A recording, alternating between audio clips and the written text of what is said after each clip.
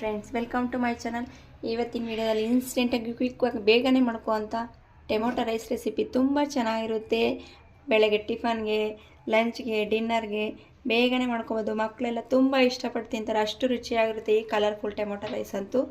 ಬನ್ನಿ ಹೇಗೆ ಮಾಡೋದು ಅಂತ ನೋಡೋಣ. ಮೊದಲಿಗೆ ಯಾರ್ಯಾರೆಲ್ಲ ವಿಡಿಯೋ ನೋಡ್ತಿದ್ದಾರೆ ಪ್ಲೀಸ್ ಸಬ್ಸ್ಕ್ರೈಬ್ ಮಾಡ್ಕೊಳ್ಳಿ. ಇದೇ ಥರ ಆರೋಗ್ಯದ ರೆಸಿಪೀಸ್ ನನ್ನ ಚಾನಲಲ್ಲಿ ನೋಡ್ಬೋದು.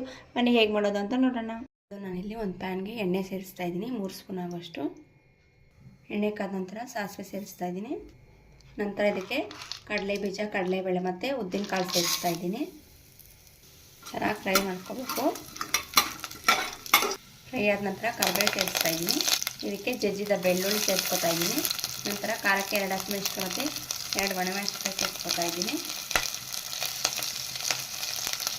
ಇದನ್ನೆಲ್ಲ ಚೆನ್ನಾಗಿ ಫ್ರೈ ಮಾಡ್ಕೋಬೇಕು. ನಂತರ 2 ಸಣ್ಣದಾಗಿ ಕಟ್ ಮಾಡಿರೋಂಥ ಈರುಳ್ಳಿ ಸ್ಲೈಸಾಗಿ ಕಟ್ ಮಾಡ್ಕೊಂಡಿದ್ದೀನಿ ನಾನು.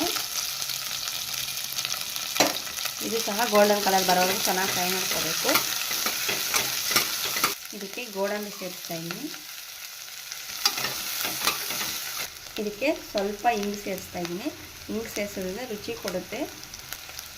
ನಂತರ ಇದಕ್ಕೆ 2 ಕಟ್ ಮಾಡಿರೋ ಟೊಮೊಟೊ ಸೇರಿಸ್ತಾ ಇದ್ದೀನಿ. ಟೊಮೊಟೊ ಗೋಲ್ಡನ್ ಕಲರ್ ಚೆನ್ನಾಗಿ ಫ್ರೈ ಆಗಬೇಕು. ನಂತರ ಅರಿಶಿನ ಪುಡಿ ಸೇರಿಸ್ತಾ ಇದ್ದೀನಿ. ಟೊಮೊಟೊ ಚೆನ್ನಾಗಿ ಫ್ರೈ ಆಗಬೇಕಂದ್ರೆ ಅರಿಶಿನ ಪುಡಿ ಸೇರಿಸೋದ್ರಿಂದ ಬೇಗ ಫ್ರೈ ಆಗುತ್ತೆ.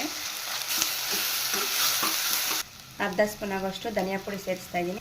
ನಂತರ ಅರ್ಧ ಸ್ಪೂನ್ ಆಗೋಷ್ಟು ಅಚ್ಚಕಾರದ ಪುಡಿ ಸೇರಿಸ್ತಾ ಇದ್ದೀನಿ.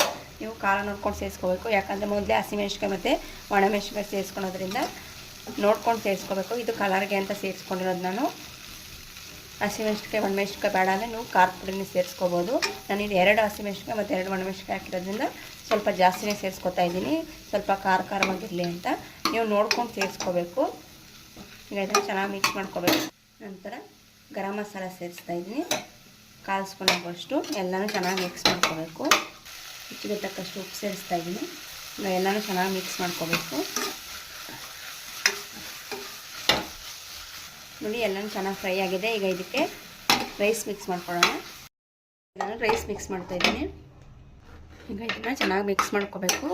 ಗೊಜ್ಜೆಲ್ಲ ಚೆನ್ನಾಗಿ ಮಿಕ್ಸ್ ಮಾಡ್ಕೊಂಡ್ರೆ ರುಚಿ ಚೆನ್ನಾಗಿರೋದು. ಇದಕ್ಕೆ ಒಂದು ಸ್ವಲ್ಪ ಸಾಂಬಾರು ಪುಡಿ ಸೇರಿಸ್ತಾ ಇದ್ದೀನಿ. ಇದು ಮೊದಲೇ ಸೇರಿಸ್ಕೋಬೇಕಾಗಿತ್ತು, ಮಿಸ್ ಆಯಿತು. ಈಗ ಇದನ್ನು ಚೆನ್ನಾಗಿ ಮಿಕ್ಸ್ ಮಾಡ್ಕೋಬೇಕು. ಕೊನೆಯದಾಗಿ ತುಪ್ಪ ಸೇರಿಸ್ತಾ ಇದ್ದೀನಿ. ಒಂದು 2 ಸ್ಪೂನ್ ಆಗೋಷ್ಟು ತುಪ್ಪ ಸೇರಿಸ್ಕೋಬೇಕು. ತುಪ್ಪ ಸೇರಿಸೋದ್ರಿಂದ ತುಂಬ ರುಚಿ ಕೊಡುತ್ತೆ. ಈಗ ಇದನ್ನು ಚೆನ್ನಾಗಿ ಮಿಕ್ಸ್ ಮಾಡ್ಕೋಬೇಕು. ಬೆಳಗ್ಗೆ ತಿಂಡಿಗೆ ಇನ್ಸ್ಟೆಂಟಾಗಿ ರೈಸ್ ಬೇಕು ಅಂದಾಗ, ಮನೇಲಿ ಏನೂ ಇರಲ್ಲ ಅಂದಾಗ ಈ ರೈಸ್ ಬೇಗನೆ ಮಾಡ್ಕೋಬೋದು. ತುಂಬ ರುಚಿಯಾಗಿರುತ್ತೆ. ಮಕ್ಕಳು ಸಹ ಇಷ್ಟಪಟ್ಟು ತಿಂತಾರೆ. ನಾವು ಹೊರಗಡೆ ಹೋದಾಗೆಲ್ಲ ಕಟ್ಕೊಂಡು ಹೋಗ್ಬೋದು. ತುಂಬ ರುಚಿಯಾಗಿರುತ್ತೆ.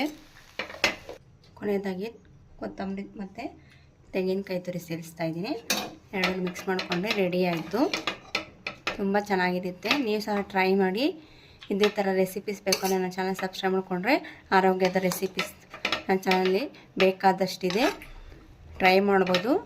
ಹಾಗೆ ನೀವು ಹೇಗೆ ಮಾಡಿದ್ದೀರಾ ಅಂತ ಕಾಮೆಂಟ್ ಮೂಲಕ ತಿಳಿಸಿ. ಒಂದು ಲೈಕ್ ಮಾಡಿ, ಸಬ್ಸ್ಕ್ರೈಬ್ ಮಾಡೋದನ್ನು ಮರಿಬೇಡಿ. Thank you for watching. Bye.